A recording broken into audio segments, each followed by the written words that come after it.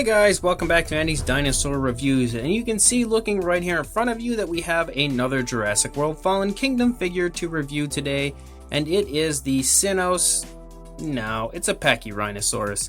Either way, it is being marketed as a Sinoceratops, but it is definitely not. So I'm going to continue to call it the Pachyrhinosaurus because that is quite clearly what it is, regardless of what they have on that packaging. I know they created this toy because originally in the Jurassic World Fallen Kingdom film, it was going to be a Pachyrhinosaurus. Then last minute, for some reason, no idea why, they decided to change it to a Sinoceratops. It makes absolutely no sense to me. The dinosaur is an obscure dinosaur to begin with, so what was the point in changing it? Who knows? I have no idea. But they had already created the toy, and I guess didn't want to go through the extra effort to re-sculpt the entire head and make it look a little different, give it the horn that it needs and all that. So they just went with the Pachyrhinosaurus look and marketed it as a Sinoceratops, even though anybody that knows anything about dinosaurs will not be fooled, and it is quite obviously a Pachyrhinosaurus. However, it is a very, very nice looking Pachyrhinosaurus. I really do love this thing. I feel like the overall paint scheme is not that great. The sculpt looks fantastic, but the paint just kind of looks sloppy. And you'll see up close when I get closer that it does look pretty bad. It still doesn't look terrible. There were pictures of the prototype, and I felt like the prototype paint was way nicer than this. It was actually a different paint scheme, similar but different.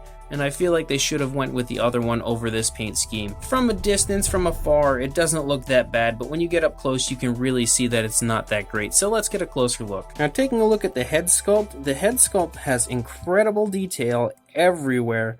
This frill is just beautiful.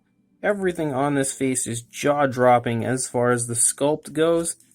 I really feel like it is just fantastic. The way Mattel is going for their figures to give them much more of a realistic look as opposed to an overly exaggerated look, kind of like they did with the older Jurassic Park 3 Pachyrhinosaurus. I felt like that one was a little ridiculous. Even though it was sculpted by David Silva, it was still meant to look a little ridiculous, but this one is much closer to what you would actually see in a real Pachyrhinosaurus. So I love the fact that Mattel not only are giving us random dinosaurs like a Pachyrhinosaurus and obscure species and stuff, but they're giving us much more accurate sculpts than we've ever had before. Even the nostril, the detail around the nostril looks fantastic. So the overall head sculpt is just beautiful. And you can see right here that talking about the paint is just slopped onto the beak of the animal, and it looks really bad there. Just look at the way the paint has been applied. It does not look like natural skin color.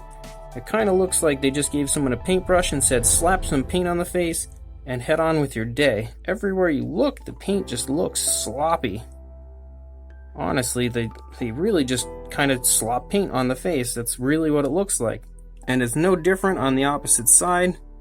It all really looks sloppy and looks bad up close. From afar, like right there, it doesn't look that bad. It looks okay.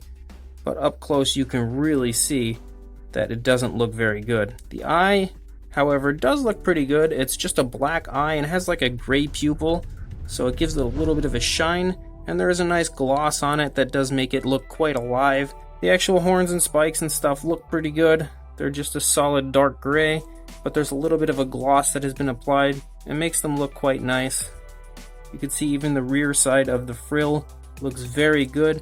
It's been given some more of those black dots that kind of have become a trademark of Mattel to give it some alternate coloration.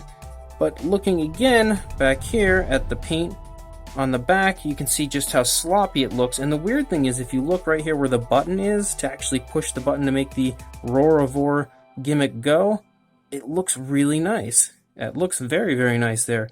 That green is actually a slightly different variation of green than the rest of the body, but the white is applied beautifully. But then once it actually hits the animal's body, look at how sloppy it looks. I don't get it. It's really strange the way this paint has been applied on something. This line has been so fantastic. I don't know if they thought that now that they got our attention and showed us how good the figures could be, they're going to slack off a little bit. But the quality control on these figures has just been terrible as far as their eyes, and it's obviously now terrible as far as the Pachyrhinosaurus's paint job goes. But ignoring the poorly applied paint, you can see that the overall sculpt is unbelievable. Again, the scales and everything all over the place look fantastic everywhere. There is just crazy amounts of detail everywhere you look. Some beautiful skin here on the interior of the leg where it's folding. Beautifully sculpted feet, and you can see a nice gloss included over the toenails. The coloration of the toenails is just the same, of course, as the rest of the body, but they do look really nice. And again, the sculpt on the rear leg looks fantastic as well. So the overall detail, it's really just unbelievable how nice this Pachyrhinosaurus looks. Everywhere, it's so big and stocky and bulky. Again, beautiful skin fold here as the leg is bent backwards, so very nice attention to detail. And there are some significant skin folds that you can see right here as I turn it as well. And again, those beautiful scales run the entire length of the tail, and the tail looks fantastic. Very, very nice. The underside, of course, has that little sound gimmick there for the Roaravore deal. And there's the code for the Jurassic Facts app, if anybody wants it. But the paint on the underside doesn't really look to be too poorly applied. It looks okay. The white here, this creamy underbelly, doesn't run up onto the underside of the actual head. Don't know why that is either. Overall, the figure looks fantastic as far as its sculpt and stuff goes. It is just poorly painted, and it suffers from that issue. As far as articulation goes, the head does turn like this. It's not on a swivel, so you can't completely turn it. Of course, the legs are articulated. These legs go forward and back on the front, but they do not come out away from the body. They do like a tiny bit, but not enough to really even recognize it. The rear legs do go forward and back, and they do come out away from the body, so it also has that as well. The tail is not articulated. You can see does not move. That's just where you have to connect the tail, because when you do buy it, the tail is disconnected and you just have to connect it yourself. So that is the articulation that it has, but it can also do this, and of course it's going to make the Roaravore noise.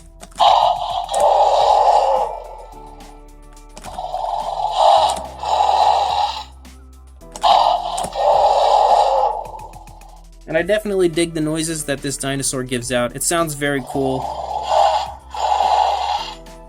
And the overall appearance is really nice. I like the idea behind the paint scheme, and I wish it would have been applied nicer, because it really would have made this figure look and appeal to me a lot more than it currently does. For a size, from the head to the tail, you are looking at about 11¼ inches long, or almost 19 centimeters.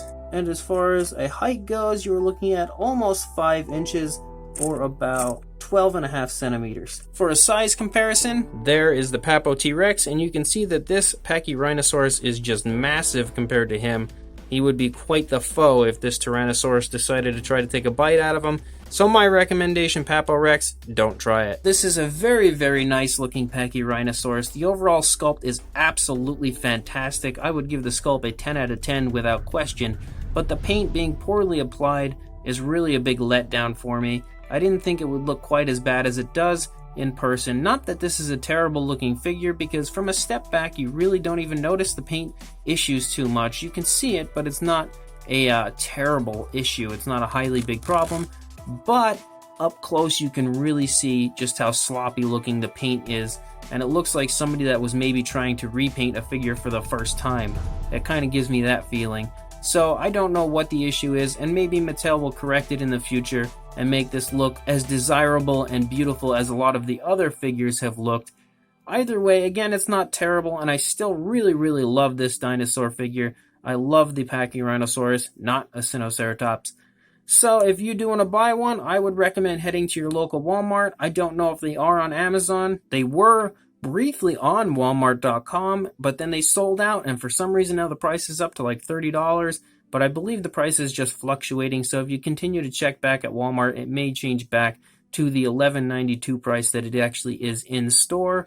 I finally found one at my store just like 2 days ago, so they are starting to show up all over the place now, so you may be able to find one fairly easily in your Walmart very soon. So go ahead and head out to Walmart or even potentially Target, see if you can locate one. Please like, comment, and subscribe, and I will see you in the next review.